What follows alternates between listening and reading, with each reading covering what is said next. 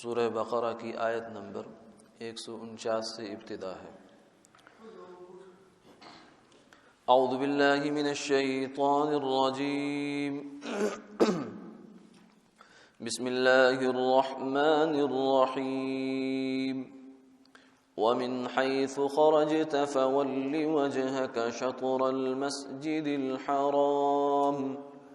وإنه للحق من ربك وما الله بغافل عما تعملون ومن حيث خرجت فول وجهك شطر المسجد الحرام وحيث ما كنتم فولوا وجوهكم شطره لئلا يكون للناس عليكم حجة إلا الذين ظلموا منهم فلا تخشوهم واخشوني ولأتم نعمتي عليكم ولعلكم تهتدون كما أرسلنا فيكم رسولا منكم يتلو عليكم آياتنا ويزكيكم ويعلمكم الكتاب والحكمة ويعلمكم ما لم تكونوا تعلمون فاذكروني أذكركم واشکروا لی ولا تکفرون صدق اللہ العظیم۔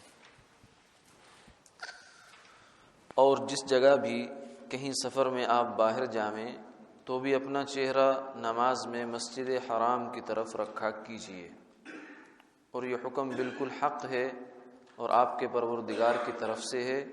اور اللہ تمہارے کیے ہوئے کاموں سے بالکل بے خبر نہیں ہے۔ اور پھر کہا جاتا ہے کہ آپ جس جگہ بھی سفر میں جائیں اپنا چہرہ مسجد حرام کی طرف کر لیجئے، اور آپ تم لوگ بھی جہاں کہیں بھی ہو اپنا چہرہ اسی طرف رکھا کرو، تاکہ ان مخالف لوگوں کو تمہارے مقابلہ میں گفتگو کی مجال نہ رہے۔ ہاں مگر وہ لوگ کہ جو بالکل بے انصاف ہیں، تو ایسے لوگوں سے تمہیں ڈرنے کی ضرورت نہیں، اور مجھ سے ڈرتے رہو تاکہ تم پر میرا انعام اس کی تکمیل کر دوں، اور تاکہ تم راہ راست پر حق پر رہو۔ جس طرح تم لوگوں میں ہم نے ایک عظیم الشان رسول کو بھیجا، تمہیں میں سے ہماری آیات تم کو سناتے ہیں اور تمہاری صفائی کرتے رہتے ہیں، اور تم کو کتاب الہی اور فہم کی باتیں بتلاتے رہتے ہیں، اور تم کو ایسی مفید باتیں تعلیم کرتے رہتے ہیں جن کی تم کو خبر بھی نہ تھی۔ بس ان نعمتوں پر مجھ کو یاد کرو، میں تم کو عنایت سے یاد رکھوں گا، اور میری نعمت کی شکر گزاری کرو اور میری ناشکری مت کرو۔ ان آیات مبارکہ میں بھی پچھلا قبلے کے تحویل کا حکم جو ہے اس کی دوبارہ تاکید کی گئی۔ آپ صلی اللہ علیہ وسلم کو یہ حکم دیا گیا کہ آپ جہاں کہیں بھی ہوں، یعنی کعبہ کے جو ہے مسجد حرام کے اندر ہوں، مکہ مکرمہ میں ہوں، یا دنیا کے کسی بھی خطے میں ہوں،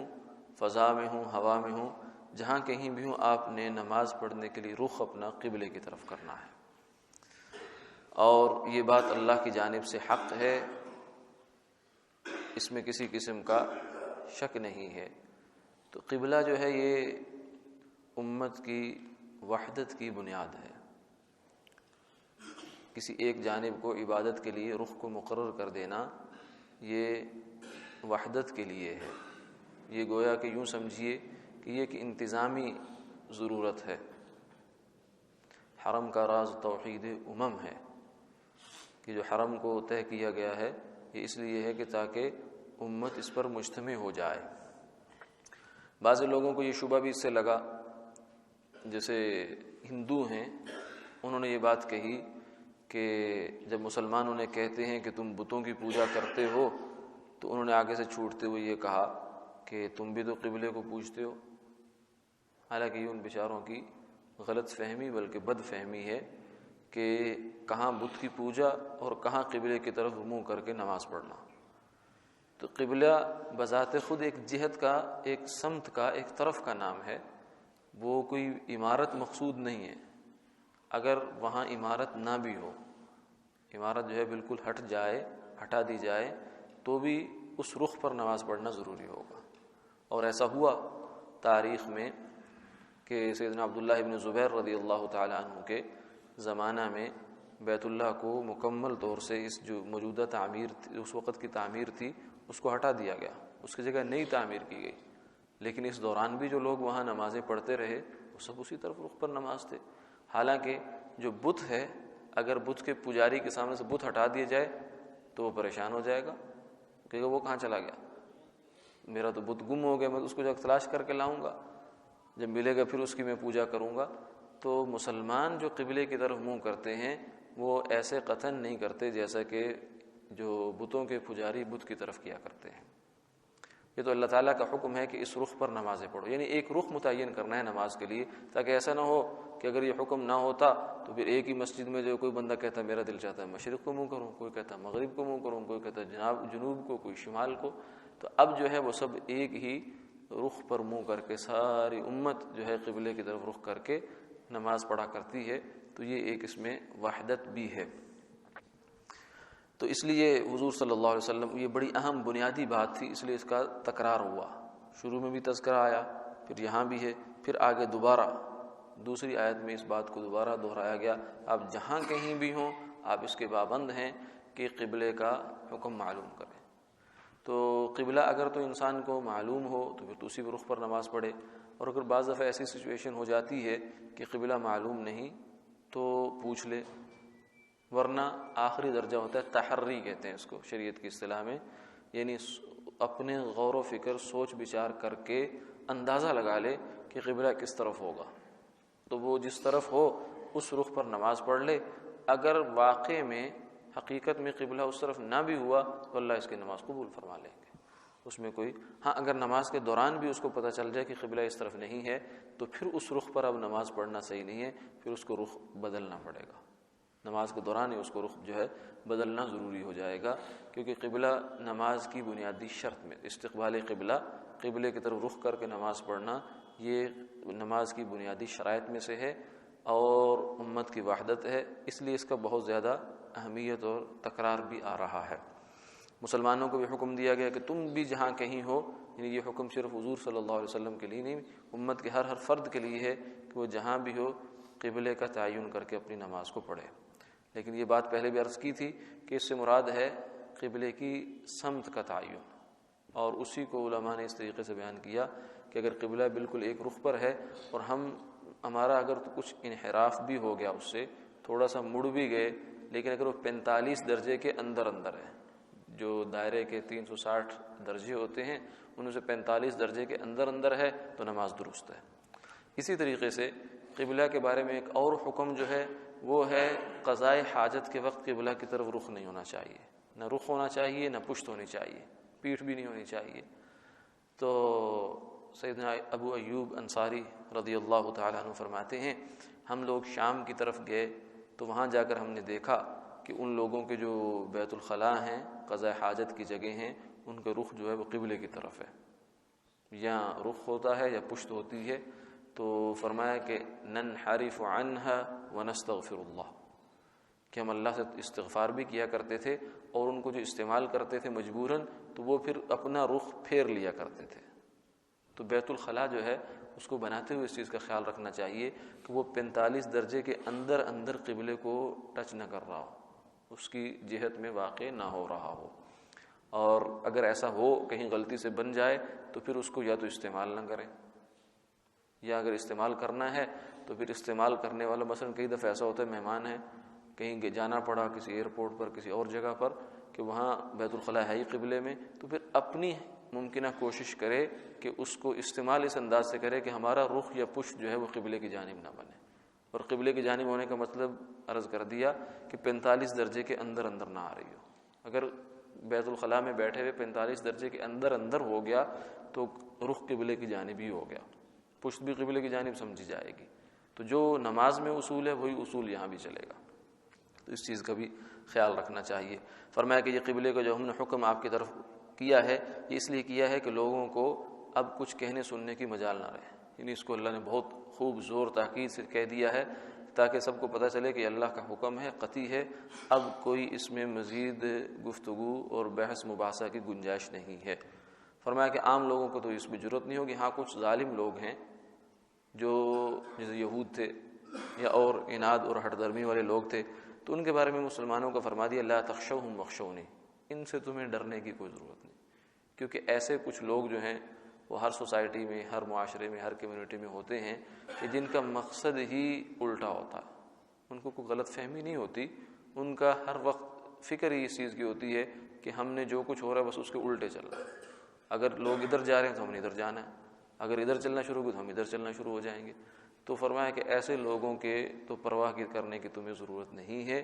وخشونی، تمہیں پرواہ کرنی ہے تو میری کیا کرو، وَلِأُتِمَّ نِعْمَتِي عَلَيْكُمْ، اور یہ قبلے کی تبدیلی یہ تمہارے اوپر اتمام نعمت کے اندر سے، یعنی اللہ تعالیٰ اس امت مسلمہ پر جو نعمتیں اور انعامات اللہ تعالیٰ نے فرمائے ہیں ان میں سے ایک انعام ان کے لیے قبلہ ابراہیمی کو، حضرت ابراہیم علیہ السلام کے بنائے ہوئے بیت اللہ کو قبلہ مقرر کرنا، یہ بھی اللہ کا ایک انعام ہے، ایک بڑا انعام ہے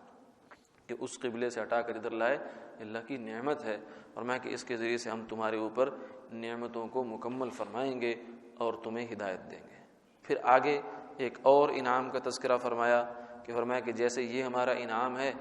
یہ اسی طرح کا انعام ہے جیسے ہم پہلے تم پر ایک انعام کر چکے ہیں امت مسلمہ پر، وہ یہ ہے کہ ہم تمہارے اندر ایک رسول بھیجا۔ حضور صلی اللہ علیہ وسلم کے جو رسالت کے فرائض منصبی ہیں وہ قرآن پاک میں کئی جگہوں پر بیان ہوئے۔ ایک پہلے پارے میں حضرت ابراہیم علیہ السلام نے جب دعا مانگی ہے تو اس میں اوصاف بیان کیے کہ یا اللہ ان کے اندر ایک رسول بھیجیے جو یہ ہو یہ ہو یہ ہو، یتلو علیہم آیاتک، قرآن پاک کی تلاوت کرتے ہوں، پڑھ پڑھ کے سناتے ہوں، تعلیم کتاب دیتے ہوں، تعلیم حکمت دیتے ہوں، اور تزکیہ نفس کرتے ہوں،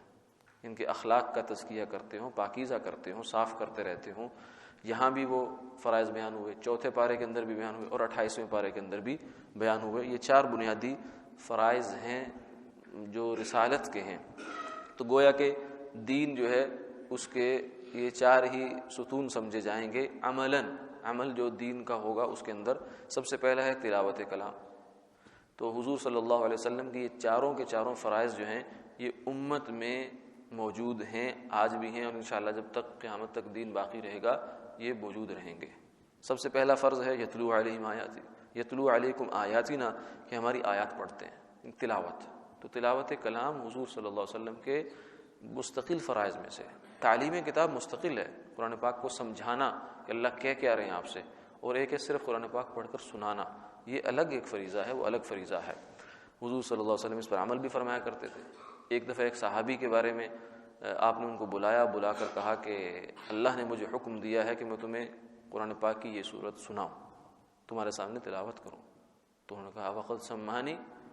کہ اے اللہ کے محبوب اللہ نے میرا نام لیا ہے؟ فرمایا ہاں ہاں تمہارا نام لیا ہے۔ تو وہ بہت آپ دیدہ ہو گئے، بہت اس پہ خوش ہوئے کہ اللہ نے ان کا نام اور تذکرہ کیا ہے۔ تو آپ نے ان کو تلاوت کلام سنائی، اور بعض اوقات آپ کسی صحابی سے سنا بھی کرتے تھے۔ تو قرآن پاک کا سنانا اور سننا اور اس کے صرف الفاظ کا پڑھنا اور پڑھانا یہ بذات خود ایک آپ کے فرائض میں سے ایک فرض ہے۔ اس فرض کو امت کے اندر جو نبھاتے ہیں وہ یہ ہمارے حفاظ قراء، جن کا صبح و شام کا مشغلہ ہی ہے کہ اللہ کے کلام کو پڑھتے رہتے ہیں، پڑھاتے رہتے ہیں، اللہ کے کلام کو پڑھتے اور پڑھاتے رہتے ہیں۔ اس لیے فرمایا کہ جس شخص کو قرآن پاک کی مشغولیت دوسرے کام نہیں کرنے دیتی اور اس کو دعائیں مانگنے کا وقت نہیں ملتا، میں اسے دعائیں مانگنے والوں سے زیادہ عطا کرتا ہوں، کیونکہ وہ میرے کام میں لگا ہوا ہے۔ اللہ تعالیٰ کو قرآن پاک کی تلاوت بہت محبوب ہے۔ تو آپ کا یہ ایک فریضہ ہے۔ دوسرا فریضہ ہے تزکیہ نفس، کہ تلاوت کلام بھی ہو گئی، تعلیم کتاب بھی ہو گئی، حکمت بھی آ گئی، سمجھداری بھی آ گئی انسان کے اندر، لیکن بعض اوقات اس کے باوجود جب تک نفس کا تزکیہ نہیں ہوتا اس وقت تک انسان جو ہے وہ خطرناک رہتا ہے۔ ہمارے ایک بزرگ حضرت شاہ حکیم محمد اختر صاحب رحمہ اللہ فرمایا کرتے تھے کہ روحانی تربیت سے پہلے انسان چاہے عمر میں کہیں بھی پہنچ جائے، علم میں کہیں بھی پہنچ جائے، روحانی اعتبار سے وہ نابالغ رہتا ہے۔ جیسے نابالغ بچہ غلطیاں کرتا ہے، غلط چیز کو ترجیح دے دیتا ہے، ناسمجھ بچہ ہے، تو ایسے ہی فرمایا کہ جب تک تربیت نہیں ہوتی، تزکیہ نہیں ہوتا، آدمی روحانی اعتبار سے نابالغ رہتا ہے۔ تو تزکیہ نفس کا کیا مطلب ہے کہ نفس کی کچھ باریک شرارتیں ہوتی ہیں جس کا انسان کو پتہ نہیں چلتا، براہیمی نظر پیدا مگر مشکل سے ہوتی ہے، ہوس چھپ چھپ کے سینے میں بنا لیتی ہے تصویریں، کہ اخلاص جو ہے وہ انسان کے اندر بہت مشکل سے پیدا ہوتا ہے۔ جو نفس ہے اس کی باریک باریک چالیں ہوتی ہیں، خفیہ چالیں ہیں کہ جو آدمی کے ہر عمل کے اندر شامل ہو جاتی، حتیٰ کہ نیکی کا کام کر رہا ہو، دین کا کام کر رہا ہوتا ہے، نیکی کا کام کر رہا ہوتا ہے، اس کے اندر بھی نفس اپنا حصہ ڈال لیتا ہے۔ اسی لیے حضرت مجدد الفسانی رحمہ اللہ فرماتے ہیں کہ جب تک آدمی کو فنائے نفس حاصل نہیں ہوتی، اس کا نفس جو ہے وہ فنا نہیں ہوتا، یعنی اس کی جو ناجائز خواہشات ہیں، غلط خواہشات ہیں، وہ ختم نہیں ہو جاتی، اس وقت تک اس کے ہر عمل میں نفس کا حصہ ہے۔ تو یہ بڑی ایک بنیادی چیز ہوتی ہے جس کی طرف دھیان دینے کی ضرورت ہے۔ جیسے ہمیں اپنی جسمانی صحت کا ہم خیال رکھتے ہیں کہ اس کو کوئی بھی جو ہے وہ نہ ہو، ٹیسٹ کرواتے ہیں، ڈاکٹر سے رابطہ کرتے ہیں، یہ تھوڑا سا بھی شبہ پڑ جائے کہ یہ کچھ ہو رہا ہے تو بہت زیادہ تگود اور فکر شروع ہو جاتی ہے کہ جسم جو ہے ہمارا وہ ختم نہ ہو جائے، نقصان نہ ہو جائے۔ ایسے یہ روحانی ہے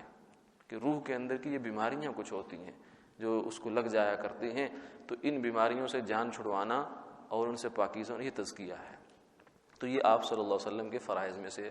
یہ فریضہ جو ہے اس کو امت میں سے سنبھالا ہے صوفیاء کرام کے طبقے نے، جو صحیح معتبر صوفیاء کرام کا سلسلہ ہے، چل رہا ہے، آج بھی ہے، انشاءاللہ اللہ والے قیامت تک ہیں، رہیں گے۔ ہاں 2 نمبر لوگ بھی آ جایا کرتے ہیں، لیکن جیسے ہم جو ہے وہ غلط صحیح کی پہچان اپنی دنیا کے امور میں کرتے ہیں صرف اس وجہ سے کہ نہیں کہ اس وقت تو غلط لوگ بھی آ گئے ہیں، یار اب آدمی کیا کرے، نہیں، ہم دنیا کی ساری ضرورتیں پوری کرتے ہیں اچھی چیز دیکھ کر۔ تو ایسے اس معاملے میں بھی ہے، اس میں بھی بہت زیادہ جو ہے وہ غلط لوگ بھی شامل ہیں، لیکن اللہ والے بھی موجود رہتے ہیں اور رہیں گے قیامت تک۔ تو آپ صلی اللہ علیہ وسلم کی یہ فریضہ ہے۔ پھر تعلیم کتاب اور حکمت ہے، یعنی یہ صرف علم سکھانا نہیں، یکمن علم رہ دہمن عقل بایت،